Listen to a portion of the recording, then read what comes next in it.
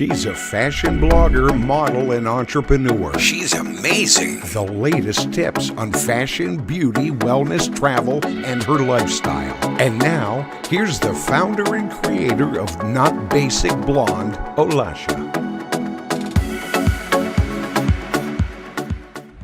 Hi, Nima. So glad to have you on my podcast. How are you today? Good. Thank you for having me. Thank you. Yeah, thank you so much for being my guest. And you are such a successful entrepreneur. We would love to know what's the secret. Yeah, I actually, I'm still figuring it out myself. And I want to just, first of all, say thank you for having me here. Yeah, you really, man, 4 million downloads. Wow. That's a lot. I want to know your secret to success also here. How you did that, Well, I've done a lot of work and it's like basically 24/7, and I have a team that helps me, and it's like nonstop making connections and networking. So that helps a lot. Nice. All right. Well, yeah, it's similar for me as well. I have a great team. So my background is just 41 years old. I live here in Miami, and I also live in Germany. And when I'm here for about 7 months out of the year.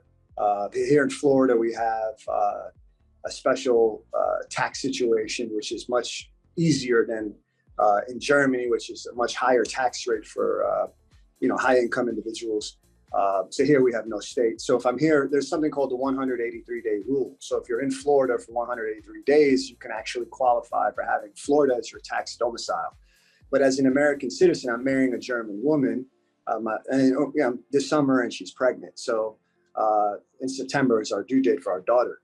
And so, yeah, thank you. It's my first, my dream was to one day have a daughter. I used to go to the playground and look at and visualize.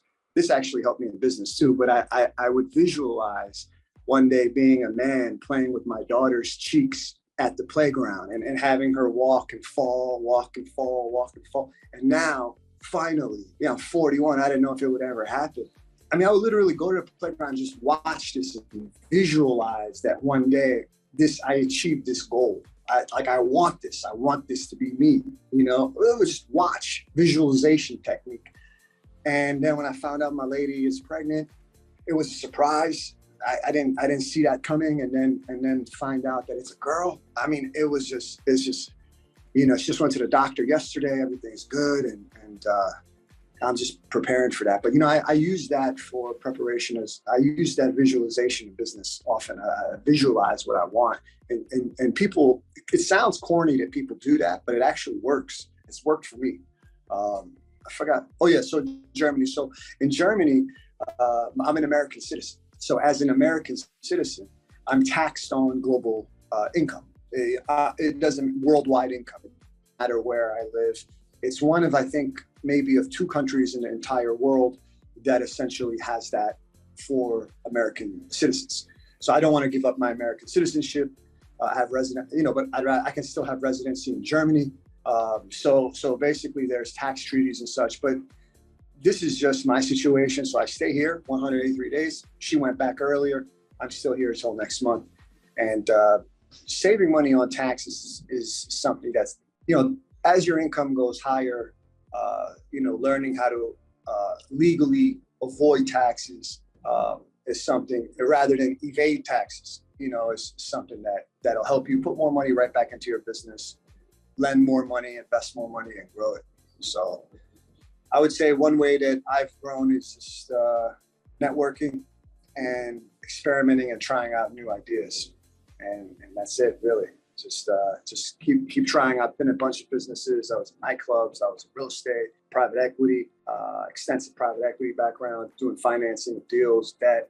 And now I'm just creating a bunch of content and on social media, build one of the largest, most respected crypto-based communities on Discord. We have over 46,000 members with Pablo Heman, who's a crypto thought leader. That's an educational program that we have. It's online education.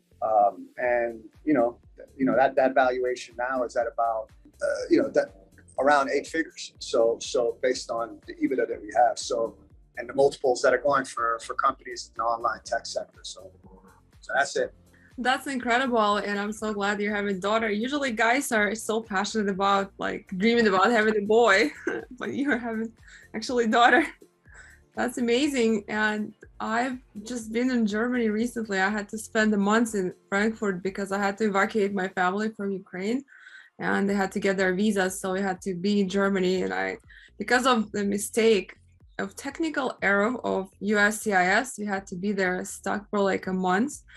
And it wasn't fun. I wish to see Germany actually, like I wish to go there actually for vacation, not for, staying there. And what do you think of crypto world right now? I know it's been wild lately, but what do you think is going on? And what's the best advice? Should you invest in crypto right now, or what do you think? Well, my community, my partner and I, we're more on the bear side. We're not like, moon boys that you see on TikTok with like low IQ. They promote, everything's going to the moon, to the moon, to the moon. We're really the opposite of that. I mean, his background, for example, is investment banking on an institutional level. We were calling that Bitcoin would crash. He was in particular, and that was the stance we took in our community. Even when it hit about 40K, he said it was going to go into the 20s. People laughed at him. That it hit 45, people laughed at him. A few months later, it hit 60, 65. People laughed at him. People kept saying, hey, what's going to happen? Is Bitcoin going to hit the 20s? People thought we were a joke. We were these old guys. I'm 41. He's about 38. Oh, we don't know what's going on. The 20-year-olds all laughed at us. Ah, ha, ha, you guys are idiots. You don't know what's going on with technology. And now look at today. Look how much Bitcoin has crashed. So this was a major victory for us in the state of, popular vote, court of public opinion. And it's sad because a lot of people got hurt. And that's what happens when people listen to low IQ TikTokers rather than actually learning from professionals who have real world finance experience, who understand, technical analysis, fundamental analysis, can understand what's going on at a hedge fund, private equity firm, or investment banking unit, have actually worked with a managing director at an investment bank, not just they watch YouTube videos and then TikTok. TikTok is an app that is making our country stupid. I'm very passionate about this one cause because I feel that it has been designed to make our country stupid. And if any of you that are mothers, okay, any of you that are fathers, if you have children on that app, be very careful because that app is designed to make us stupid. And I'm on that app. I take breaks from that app. I built over 785,000 followers on that app, despite being suppressed, because I speak up about it, about what they're doing. And I think more Americans should really be careful really should be careful putting their children, their younger brother, their younger sister, if they're on that app, they should at the very least watch a 60 minutes interview with someone from the intelligence community that exposed the indoctrination and psychological warfare that was happening at TikTok on our children's handheld device, the Trojan horse. So I would really recommend that a lot of you that are mothers, really be careful with how much time your son spends, your daughter spends on that app, because it's not a friendly app. At least if you're an American, it's not. And good old fashioned reading books, good old fashioned listening to educational podcasts, well, modern day education, old fashioned, considering 2022 podcast seems old fashioned, but watch the sources that you gather information from, who are you learning from, and getting a wide variety of point of views. I think that's becoming harder and harder today, but again, I feel a sense of responsibility because I've been on TikTok for about 2 years to educate people on the fact of, it is controlled by the Chinese Communist Party. It is not an American platform like YouTube, Instagram, or Twitter. That algorithm is illegal in China. It is basically banned in India. It's not banned here. So again, before I sound like a broken record, if you are a parent and you have a son or daughter on that app, if you have a younger brother, a younger sister, a younger cousin, a nephew, a niece, take a few minutes, watch the 60 minutes interview and just reevaluate what you do on that app. You know, it can be like TikTok can be really toxic. Like it sucks you in more than other apps. And I noticed that with myself. Like I time myself when I go on it, and like, you know, they have to clear out the cache, whatever. And when I didn't clear out, I always get these entrepreneurs, like all these crypto guys, like giving some advice, and they don't even know anything about it, but they just like pretending like they're just an experts, or these coaches that make 8 figures and they promise you to like create constant like abundance and wealth, and then you go on their Instagram, they have like 500 followers. and you get it. It's you know, it's not like I'm this 41-year-old guy who is not able to understand this technology. I was on TikTok, you know, about 2 years ago, almost 2 years ago. I mean, it was September, a little less than 2 years ago, when not that many people my age were on there. So I've also been involved with, you know, I've also been studying blockchain for years, way before I co-founded PN and Friends, a crypto-based community, one of the most respected on Discord in the world. Way before I did that, I was still involved with these new nasty, you know, disruptive technologies, because I think it's a massive paradigm shift for society on so many levels, and it's not going away. It's going to still come back. Right now, to answer your earlier question, I'm still buying, you know, but I take a very long view, and I allocate a very small portion of my financial net worth to that. I view it as speculative. I view it as something that I have conviction for on a philosophical, ideological level. You know, and I believe that in the long run, cryptocurrency, blockchain, NFTs, I do think there's a place for it. And I do think a lot of people want more independence and to break out of a government, whether it doesn't matter what country you're in. And I do think more people are demanding transparency. And I do think blockchain solves a lot of these problems. I'm not an engineer. I can't explain the technicals of it, but on a principled level, it is a reason why I started this community, because I feel like, how do we transition? How do we take people from an older way of doing it to a new way of doing it? And, you know, I'll say one thing, being on TikTok, for example, I couldn't believe, for example, on my Instagram, I have 3 videos. They all hit about 100,000. You know, for me, I only have about, you know, currently I only have about 60,000 followers, but I'm actually getting, you know, 60,000 views or 3 million views, or, you know, I just did a video, 29 million views. But like, I have high level of engagement, you know. I didn't just buy 600,000 bot followers, you know. And I think that, like, for example, on TikTok, they give you 500,000 followers, but I actually question the legitimacy of it, because you could have 600,000 followers and then they give you 300 views. So as a businesswoman, now most of my audience is women on TikTok. According to my analytics, by far, 7 out of 10 of my audience is actually women. I help a lot of women. I'm a big believer in, you know, people should get paid the same, men or women. You know, I'm against toxic feminism, but I'm all for real feminism. And I think most human beings are in this country. There's a small group of toxic feminists on TikTok that are really extremist, you know, and they're spreading hate, inequality, not equality, which is what I back. So back to the earlier point here. If you're a woman, and I imagine most of this audience is women, if you're a woman and you're starting a small business on TikTok, be very careful. You know, are you willing to dress very little clothes? Are you willing to dance? Are you willing to act like a bimbo? Are you willing to act in a trashy way? No, trashy, whatever that means to you. TikTok is going to show women, in some regards, the most littlest respect. It has men hate women. It's vile. But another thing that women have a problem with on TikTok is that it's hard to actually build a real business. Why? Because they may give you 100,000 followers, but what are you going to do if in 2 weeks you only get 50 views? Now on Instagram, which is an American platform, on YouTube, which is an American platform, on Twitter, which is, again, an American platform, Discord, an American platform.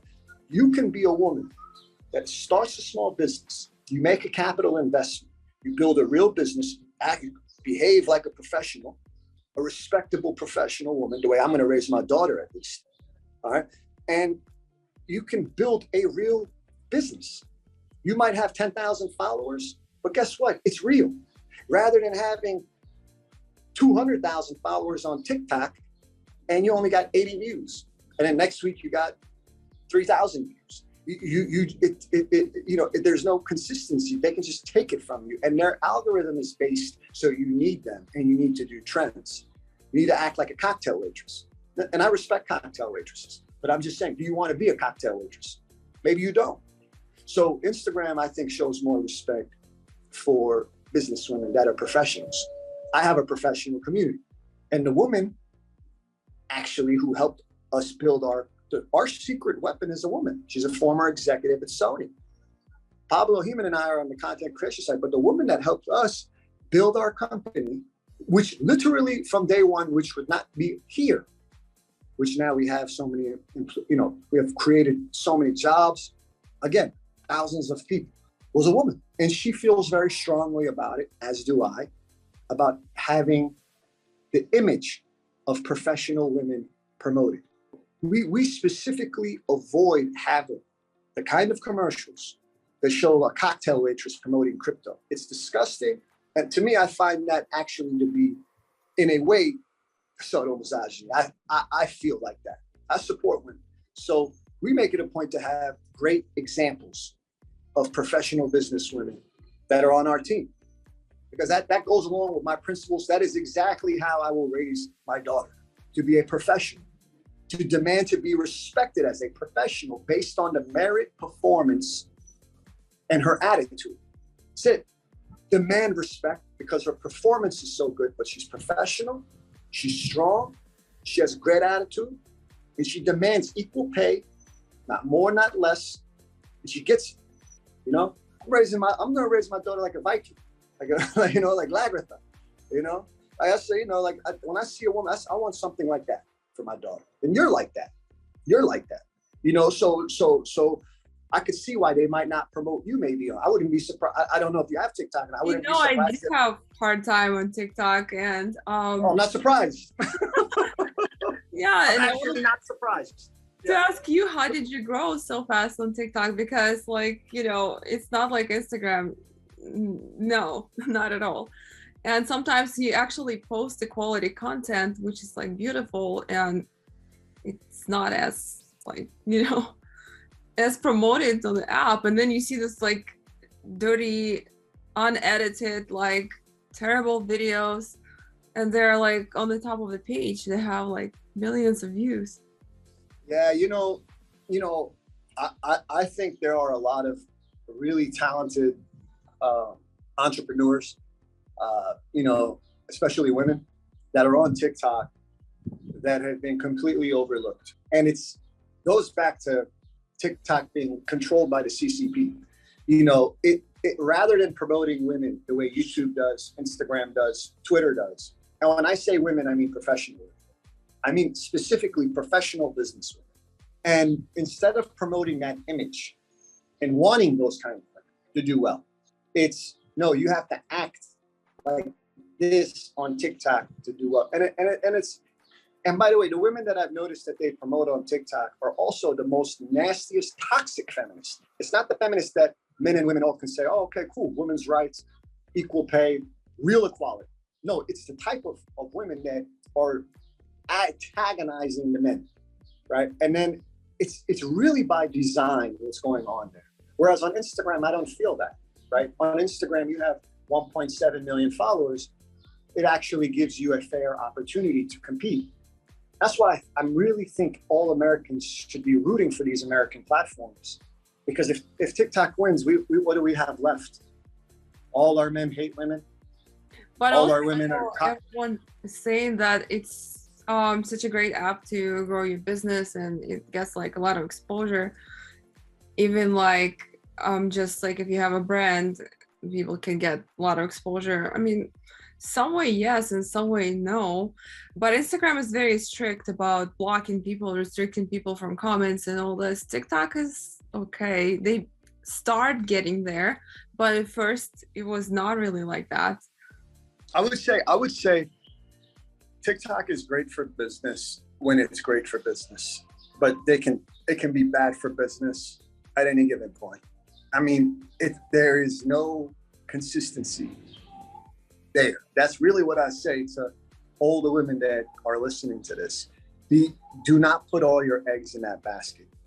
For example, on YouTube, Twitter, Instagram, you have much more consistency, I think, compared to TikTok. TikTok, you can do great for 2 months and you think everything's fine. And then all of a sudden they shadow ban you for whatever reason for 6 months. And then you're stuck. So if you do get on TikTok, the way that you can get the most out of it is to drive as much traffic as you can off TikTok.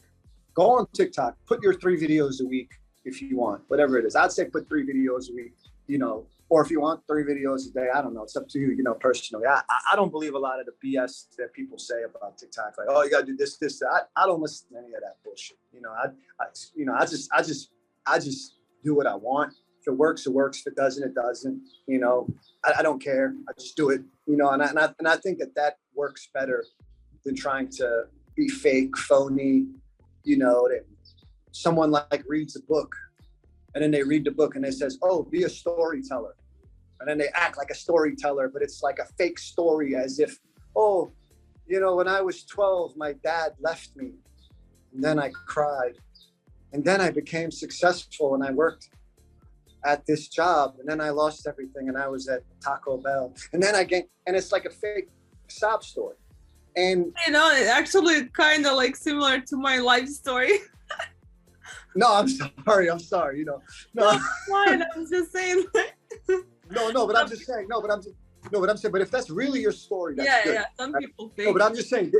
If that's really your story, but I'm saying there's people there that are just saying anything just to say it's like there was a situation. You're not gonna believe this. Like a year ago, I saw this guy say a story about how when he was younger, he would go to school. He's like 3rd grade, and he noticed everyone liked candy. Then he went to like Sam's Club and he bought all this candy in wholesale prices. And then he saw this kid, this in the view of another guy, that he saw his friend, this kid, he saw this person sell all this candy and make so much money. And this kid was just like Bill Gates in the school. My friend did that, and he is actually a millionaire now. Like he didn't finish school. Yeah, but hold on, this story gets better here. So now I'm telling you a story. So then he says the paradox that I'm actually telling you a story as I'm ridiculing this idea. So he says, so then at the end of the 1-minute video, the guy says, and that person who was selling candy was actually me. So and then everyone loves the video, right? Everyone loves the video.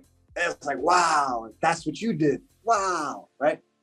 Then like 4 days later, this other kid did a video literally copying the words to the other kid, right?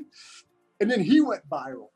And then like 3 weeks later, I did a video as a satire of the same fucking video. People took it serious. People, Then like 1 week later, another kid went viral with the same exact story. I'm the only one that's doing satire. I'm the only one that's doing, because half my videos are comedy. I was the only one doing comedy on that. I was literally just marveled at the stupidity of that app. But then the other kid did it and he was serious and he got another like 1-2 million views. So what's my point? That it can work. It can work, yeah. But you also lose credibility, And, people can feel it when you're fake. People can feel it when you're real. People can feel it instinctively, So if that's really your story, then obviously whatever you're doing is working. You've got 4 million downloads. I really want to take notes from you. You know what I mean? Like you're doing something right. A lot better than me. You know what I mean? Why you're very successful too. So what do you generally, so most of the you basically focus on helping a lot of women that are entrepreneurs, right? Mm-hmm. Seems like you're doing a pretty great job, really. Yeah. My brand is basically promotes it's okay to be yourself. It's okay to be different. It's okay to be unique. It's basically not basic. Yeah, that's right. That's right. Yeah. Well, it's well, thank you for having me. I mean, this is great. Thank you. And I have one more question. What are some key factors that can help us become millionaire? That's a great question. One cool thing about interviews is when someone asks you a question you don't know what question they're going to ask, and then you can watch that person think about the answer, right? Like it's like real time, That's a tough question. So I would say the attributes that could help. The two attributes I will tell my daughter. I've been thinking more and more, what will I tell my daughter? Because I want my daughter to never depend on a man. I want my daughter to never, ever depend on a man. I never want my daughter to be controlled by a man. I never want my daughter to be 40 years old and be miserable with a man that disrespects her. And she's forced to stay in the relationship because she needs his money. And he bullies her, harasses her, cheats on her, beats her all. That's not going to be my daughter. I'm going to raise her from an early age to be very tough. And I'm thinking about it because I'm literally about to become a father. I think about it more and more, and one day I'm going to die and she'll be alone. So my money can come and go. She can spend it. I don't know. But there's 3 principles I can think of that 2 of them I've already thought about deeply, but I'll share with you. And this is quite personal, but this is what I would do with my own daughter. And I plan on doing this. She doesn't know it yet. So the first one would be persistence. To just be incredibly persistent. Keep trying. If it doesn't work, try it again. See what worked, what doesn't work. If it doesn't work, try it again. Keep experimenting, trying new ways. Keep being persistent. If you fail 5 times, get up, do it 6 times, 7 times. Just persistence. And I'm going to do a lot of exercises with her to be persistent, because I think persistence has helped me to the point of where I kept failing and I thought I was crazy. I still think I am crazy, people tell me, but I think that having a little bit of craziness where you keep failing, but you keep going, but you keep getting better, keep educating yourself, but you keep going. I know a million people have said persistence, but that really is my secret, is persistence. And I think a lot of people really do give up early. It's so simple and everyone has it. You don't need to buy a book. You don't need to go to college. You don't need to go to elementary school. You don't need to buy it from anyone. You have it. And developing persistence. Now, the second principle that I'll give my daughter is creativity. I think creativity is my most powerful weapon alongside persistence. My grammar at the age of 41 is probably on the level of a 2nd grader, 3rd grader. Maybe I'm exaggerating a little bit.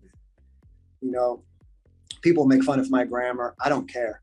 I tell them, I don't care. The other day I was in a private jet and I was just making a comedy video. I was in a private jet and someone said in my social media video, they said, your grammar, they corrected my grammar of your. And I said, excuse my language. I said, do you think I give a fuck about my grammar? Do I look like I do?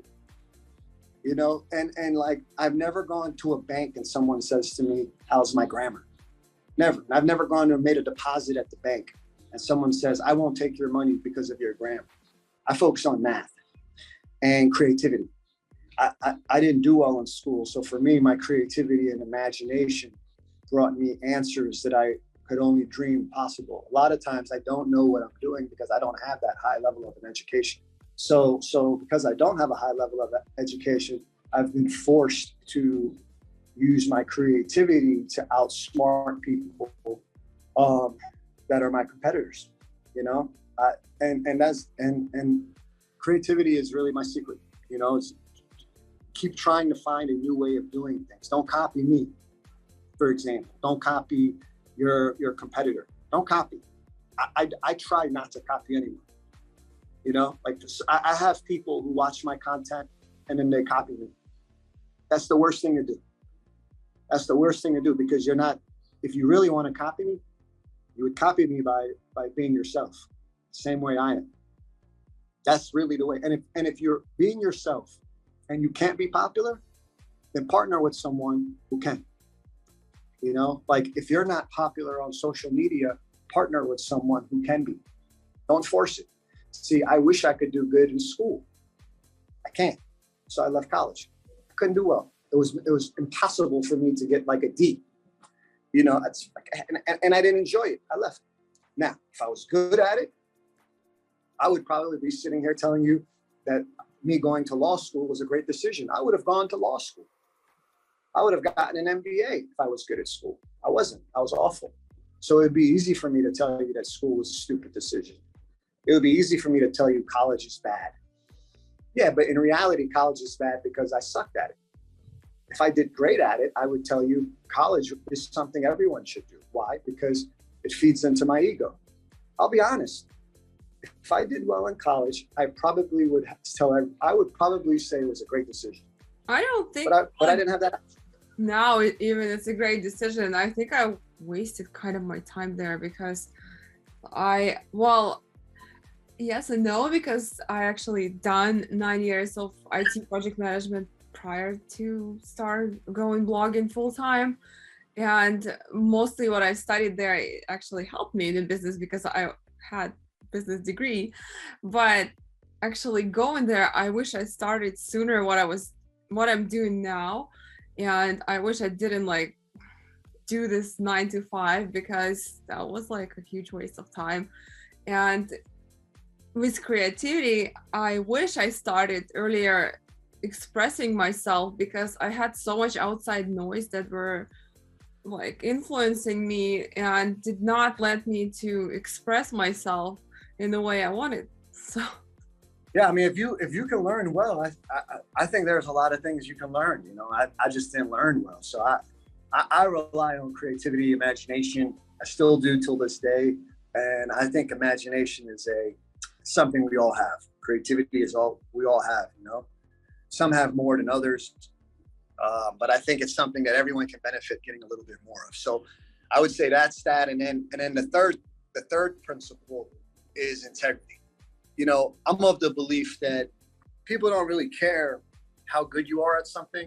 Like, you know, you hear people say this, like they don't care how much you know until they show them how much you care. I think it's important to take care of your team. You know, if someone were to say, I spoke to 10 people that work for you or with me, would they speak well about me behind my back? I'm fairly confident most people would say they like working. You know, I'm confident because they stay with me and I go out of my way to treat them fairly.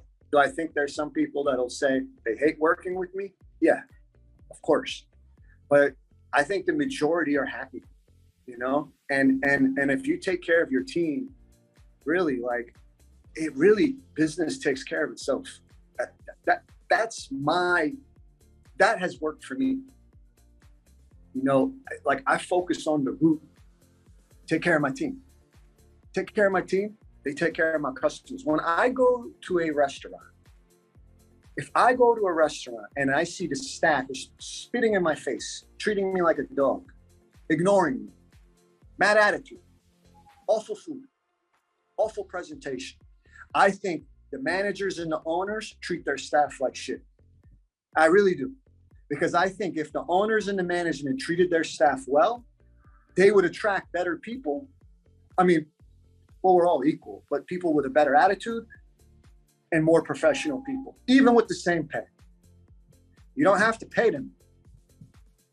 You know, we're all human beings. We have self-esteem, we have egos. Just treat them fairly. Treat them with respect. And then also, when you say you're going to pay somebody, pay them.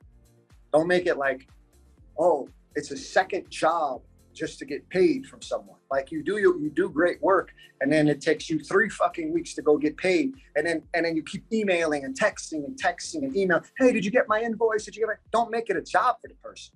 Pay them. They did their work. Pay them. I make it a point to pay. I'm a big believer, And I learned this when I was about 21. 20 years ago, I learned this lesson. I'm a Jewish man. His name was Howie in Washington, D.C. I lived in Washington, D.C. for about a year. I did some work for him in a nightclub. I was 21. And he said to me, come to my office and get paid. I went to his office. I remember it was a sunny day just like this. I go into his office and he gives me a check. And he says, Nima, I say, yes, Howie. He says, in your career, you're going to see who respects you when it comes time to pay you. I thought about it. And I can still think about it like I'm sitting in that desk today. That when someone respects you, they make it easy for you to get paid, and they make it a priority to pay you. You can tell how much someone respects you when it comes time to pay you. You know, if they don't respect you, they push you off. If they respect you, they pay you. And I make it a point to pay my team. Let me tell you, for example, I pay them on a monthly basis. I still haven't even gotten paid for the last, didn't even finish my accounting. You could ask the accountant. I haven't even finished our accounting for May. We haven't even finished our financials for May. I just paid everyone. I don't give a shit for one of my business. Why? I paid them. I believe in paying your team first. I don't need the money anyway. It doesn't matter. I don't need it right now. It doesn't matter. It's still in my business bank account. It's not like it disappeared on me anyway. But I'm just saying, I paid them because they're still waiting. I actually made it a point to pay myself last. Once you start paying yourself last, it really is a paradigm shift. Rather than paying yourself first and then paying your team. I think that's one of the most selfish, stupidest things I've ever heard. Pay yourself, fuck your team. No, take care of your team first. You know, people think like that.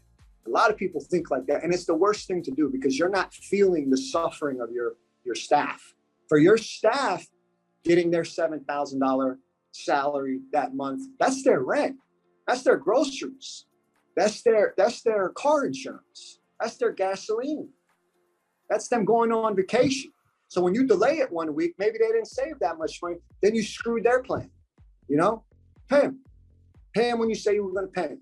You pay them every week, pay them every 2 weeks, every month, whatever it is, whatever your billing schedule is with your bookkeeper, accountant, so forth. But pay them. And I think when you pay them first, especially as a small business, if you're not making much revenue, you should also you're going to feel the pressure. Now you will feel the pressure if you don't have much money. But just remember, your team has the pressure too. You may want something, your team wants something too. You're hungry, your team is hungry too. You're thirsty, your team is thirsty too. Think of your team's hunger, thirst, starvation, pain, ambition, desire. And they don't owe you anything. They can leave you. So if you're not helping them grow, don't, oh, my phone battery just went low. If you're not helping them grow, don't be mad if they leave. It's just like what, for example, my view on dating and relationships. For example, with my woman, I love when she sees me improve myself. I love when she sees me grow. I hope she always watches me grow. I hope she always thinks Nima's best days are ahead of her. Because if my best days are behind me, then why would she want to even be with me? I don't even want that thought to go in her head. I don't ever want her to even think, oh, Nima's best days are over. I'm going to go find another man whose best days are still coming. Then she leaves, cheats on me. Then I don't have my daughter and my wife. I know that's a pretty dark way of looking at it, but I always want her to think my best days are ahead of me. First of all, my woman would never do that. She's much better than me. She's like 50 times better than me. She doesn't even think as dark as I think. And I'm very lucky to have it. Really, it's the best gift of my life. And then now I got a daughter, which is even a bigger gift. But I just want to say, I just always want to be focused on getting better and improving. And I feel like that with my staff, my team and my partners. How can I help them keep growing?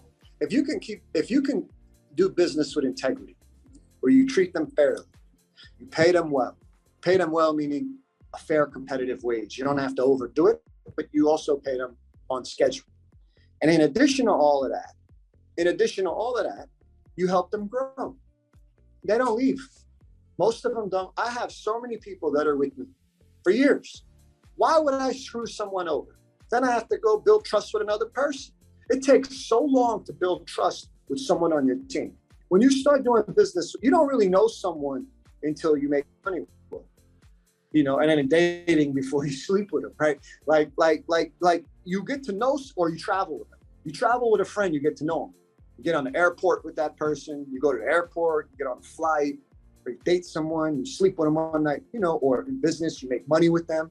Then you know, then you start seeing someone. Or I felt like I didn't know for example, in one of my businesses, I felt my business partner said, he's Chinese. I do business with the Chinese.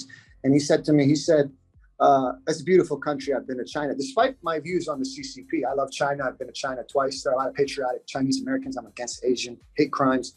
I love Chinese philosophy. Again, I've been to China twice. Beautiful.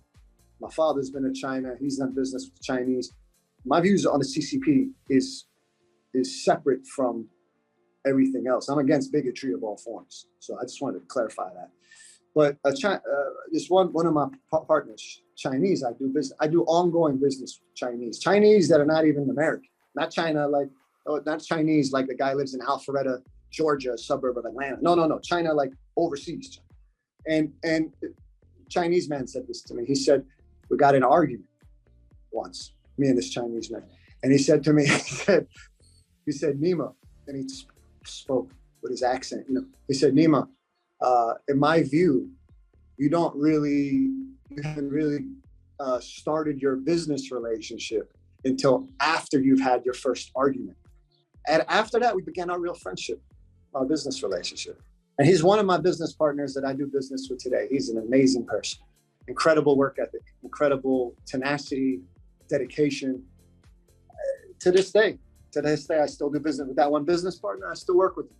And that was something I learned, was that in business, it's like after that first argument, then you really see, okay, now it's like, all right, now the pleasantries are over. So back to the point, to your question, what are some skills that help? 3 skills, three principles. Number 1, persistence. Number 2, creativity. And number 3, integrity. If you do these 3 things, it's hard. It's hard to mess up. Those 3 things generally will take you far. At least give you an advantage. At least put the odds in your favor. I can't promise you results. Those 3 things have helped me. Those are guiding principles for me.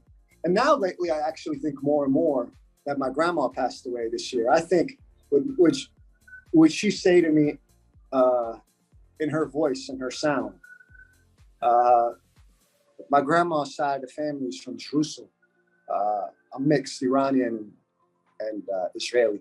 And my ethnic background. I was born and raised here in the United States. But my grandma said, she said something like, Pesar khub. Pesar khub means, in Farsi means, good boy. And I think that my grandma's passed away. In some situations, I think if I did something that was not popular, would my grandma say, you're a good boy, you know, in her voice. And that's kind of my moral compass now, that she's gone, because she was like a mother. And losing her was the most painful thing in my life. And it happened the same year that I'm having a daughter, which is the most. Huh? So sorry for your loss. I'm very close. Oh, thank you. Yeah, I'm very close to your grandma. Yeah, and last year she had stroke in July. I was in Miami for Swim Fashion Week, and I got news, and it was crazy. I just had to leave everything, go back to Atlanta, pack, and go to Ukraine. So I had to spend there like 3.5 months. Then I spent there almost 6 months, and after the war started, so I had 6 weeks like no communication with her, and after I didn't sleep for months and a half. Had to find someone to evacuate them from Ukraine. Her building got split in half, and finally I was able to evacuate her and bring her to US like a month ago at the end of May. Yeah, but she's now. Where is she now? She's now here in with my mom, but she's partially paralyzed, and she doesn't speak after the stroke. Is she in Atlanta? Yeah, she's in Atlanta now. But she has a boyfriend. He's 13 years younger. We were able to bring him as well. Oh, We've been that's together great. for a while before it happened, and the stroke happened. He stuck with her through that. You know, oh man, that's. I feel for the people. I had a Ukrainian girlfriend when I was a lot younger. I had a Latvian girlfriend too. I've been to Eastern Europe, but you know, it's very sad what happened to Ukraine, huh? Yeah. It's heartbreaking. It's heartbreaking. I saw some stuff. I don't know if it was propaganda or not, of Russian soldiers that were beating a girl on the ground. It was so graphic that and the way they kicked her, and oh my gosh, it's just really, hopefully there's peace there, you know. As an American, I definitely support those people, you know. Really. Yeah, it was very crazy, so much craziness there, but I'm glad like they're safe now and here. That was a lot. But I totally feel you, like how you feel about your grandma, and it's just like so sorry for your loss. Yeah, thank you. You know, it happened.